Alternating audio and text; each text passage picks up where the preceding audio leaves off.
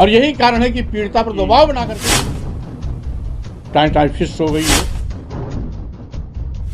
Zero tolerance का निकला दम, रक्षक ही बन गए भक्षक।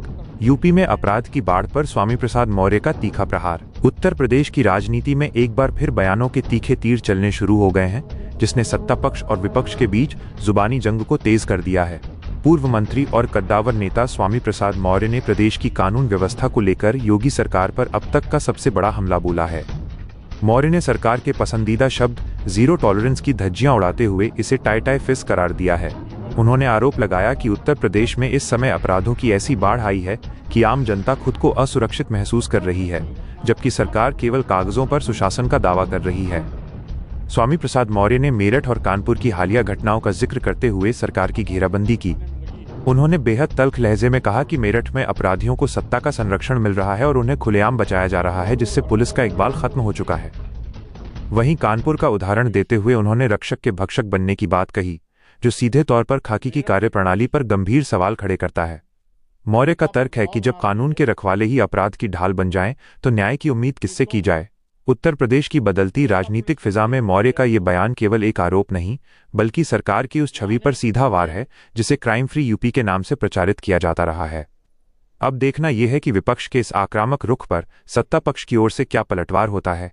लेकिन मौर्य के इन तीखे तेवरों ने प्रदेश की राजनीति में अपराध बनाम सुशासन की बहस को एक बार फिर केंद्र में ला दिया है। उत्तर प्रदेश में अपराधों की बाढ़ सी आ गई है। मुख्यमंत्री योगी आदित्यनाथ जी के जीरो टॉलरेंस की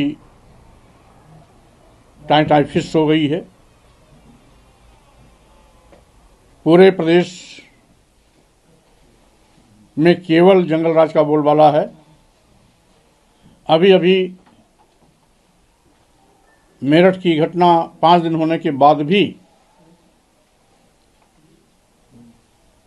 पुलिस अपराधियों को बचाने में लगी है।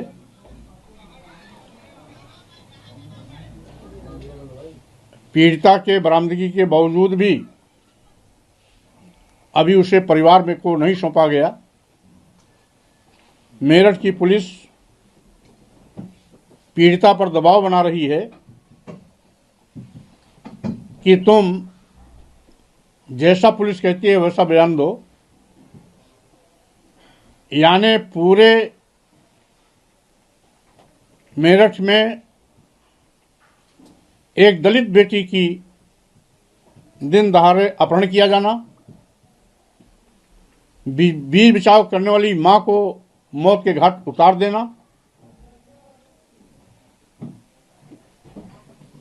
अपने आप में दिल दहलाने वाली घटना है। लेकिन पुलिस की अपराधियों के साथ क्या मिलीभगत है कि पुलिस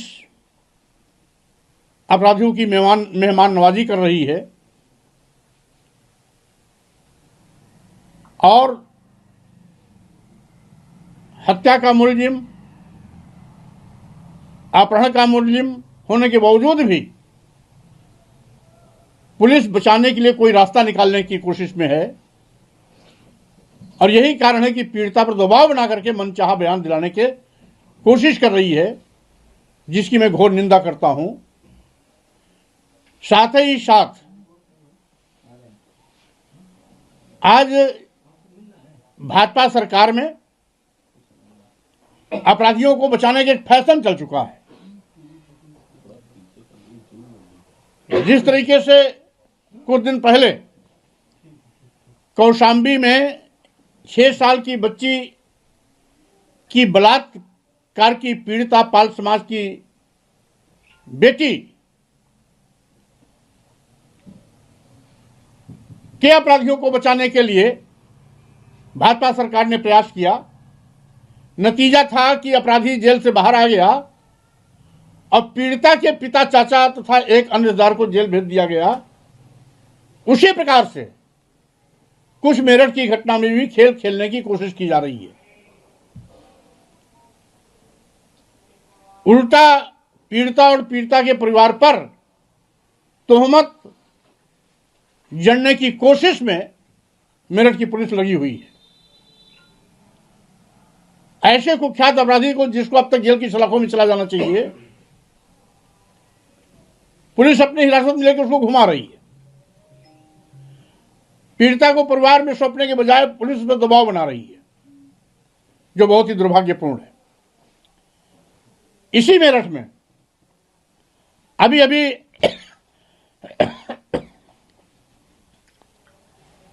कुछ दिन पहले, यानी इसी महीने में, सरधना कोतवाली के ज्वालागढ़ गांव में सोनू कश्यप नाम के नौजवान की दिन दहाड़े जिंदा जला करके मौत के घाट उतार दिया गया है।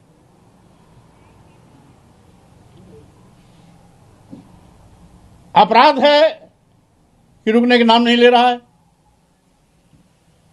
माननीय मुख्यमंत्री जी हैं कि अपराध को स्वीकार नहीं कर रहे हैं। एक रटी रटाई भाषा, जीरो टॉलरेंस, मुख्यमंत्री की जुबान पर रहता है। शायद इन घटनाओं को न देखना चाहते हैं, न संज्ञान लेना चाहते हैं, इसीलिए अपराधियों के बल्ले बल्ले है। अपराधी एक के बाद एक लगातार इस प्रकार की आपराधिक घटनाओं में लिप्त हैं। यही नहीं, अभी अभी इसी हफ्ते के दौरान आगरा के छत्ता कोतवाली के अंतर्गत जीवन मंडी से एक नाबालिग कुशवाहा समाज के नौजवान को उठाकर बुरी तरह से पिटाई किया, यह कहकर कि कुछ अपराधियों को टेम्पो से चौकी ले जाना था। वो लड़का टेम्पो चलाना जानता नहीं था। उसने कहा टेम्पो लेके चलो। उसने केवल ये कहा कि साहब हम टेम्पो चलाना जानते नहीं। इसके बाद उसकी जमकर के पिटाई की, यहां तक कि नाखून भी निकाल लिया। यद्यपि पुलिस कमिश्नर को सूचना मिलने के बाद जांच में घटना सही पाई गई, उसको सस्पेंड कर दिया गया। लेकिन नाखून निकालने के लिए, निर्दोष को मारने के लिए, नाबालिग की पिटाई के लिए उसके खिलाफ एफआईआर अभी तक नहीं हुई। पुलिस कानून की रक्षक होती है। जब खुद भक्षक बन जाएगी तो स्वाभाविक रूप से न्याय मिलना दूभर हो जाता है। एक हफ्ते घटना के हो गए, सस्पेंड होना कोई सजा नहीं है। नाबालिग निर्दोष की पिटाई करना, नाखून निकाल लेना, ये अपने आप में एक अपराध है। लेकिन उसके खिलाफ जो एफआईआर होनी चाहिए अभी तक नहीं की गई। मैं स्वयं कल मौके पर जाने वाला भी हूं। इसी तरीके से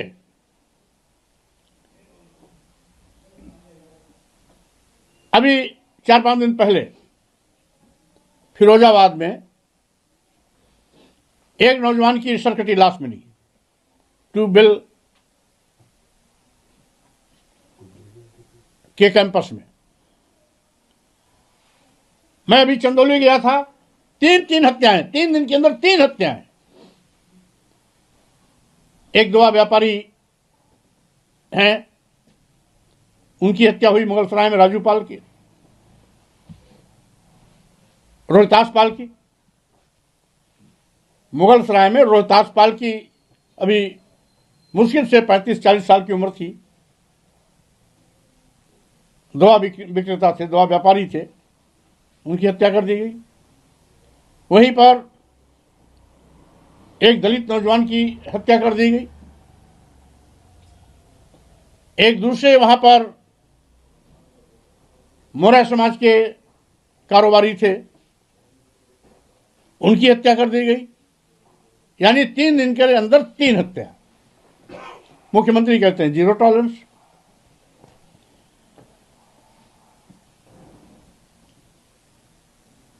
मतलब इस तरीके से आज अपराधियों के द्वारा कहर बर्पा किया जा रहा है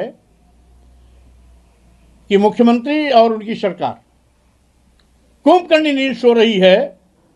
अपराधियों के खिलाफ कठोर कानूनी कार्रवाई करने के बजाय जीरो टॉलरेंस करके ऐसे अपराधियों को बचने का मौका देते हैं। वहीं पर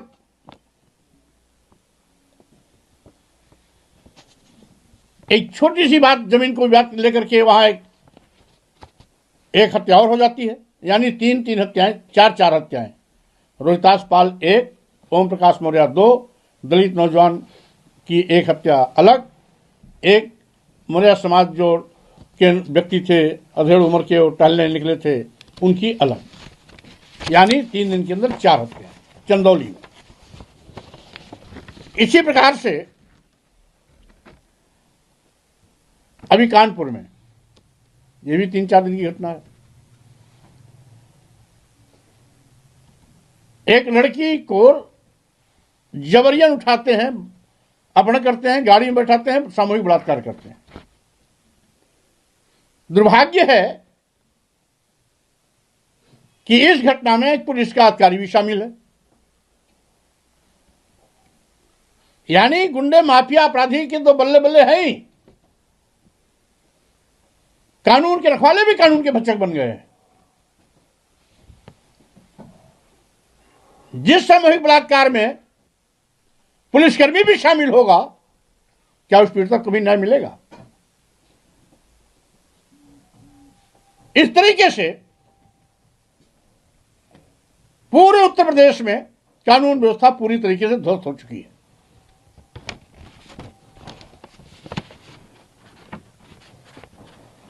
अभी मेरी विधानसभा क्षेत्र कुशीनगर में पड़ौना विधानसभा पड़ता है। एक कार्यकर्ता छोटेलाल कुशवाहा, उसकी हत्या कर दी गई। वहीं पर कसिया विधानसभा में सैथवार समाज का एक नौजवान लड़का 28 साल का, उसकी हत्या कर दी गई। यहां तक कि गोरखपुर में हर तीसरे चौथे दिन एक हत्या होती है, माननीय मुख्यमंत्री जी के नाक के नीचे।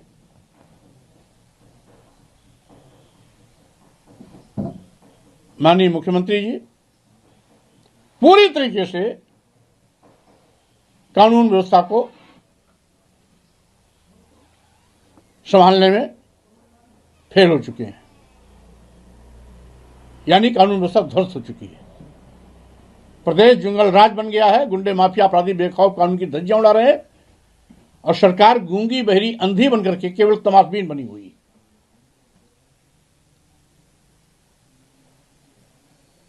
अपनी जनता पार्टी इसका पुरजोर विरोध करती है। जिन घटनाओं का मैंने यहां पर उदाहरण किया, इसमें कई ऐसी घटनाएं जो मैं मौके पर खुद जा चुका हूं।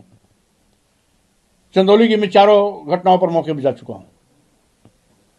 कल मैं आगरा जाने वाला हूं। मेरठ में भी मेरा प्रतिनिधिमंडल हमारे प्रदेश सचिव के साथ वहां पहुंच गया था। और अब तो आलम यह है कि मेरठ में विरोधी पार्टी को जाने दिया ही नहीं जा रहा है। पीड़ित परिवार से मिलने की इजाजत ही नहीं है, क्योंकि पीड़िता पर पुलिस अनायास दबाव बना करके मनचाहा बयान दिलाने की कोशिश में है। ये दुर्भाग्य है कि सबका साथ सबका विकास के नाम पर वोट लेने वाली भाजपा सरकार आज लोगों के जानमाल की रक्षा नहीं कर पा रही है। लखनऊ की हर बड़ी हलचल, अपराध की सच्ची खबरें, द लखनऊ टाइम्स, सबसे तेज, सबसे सही।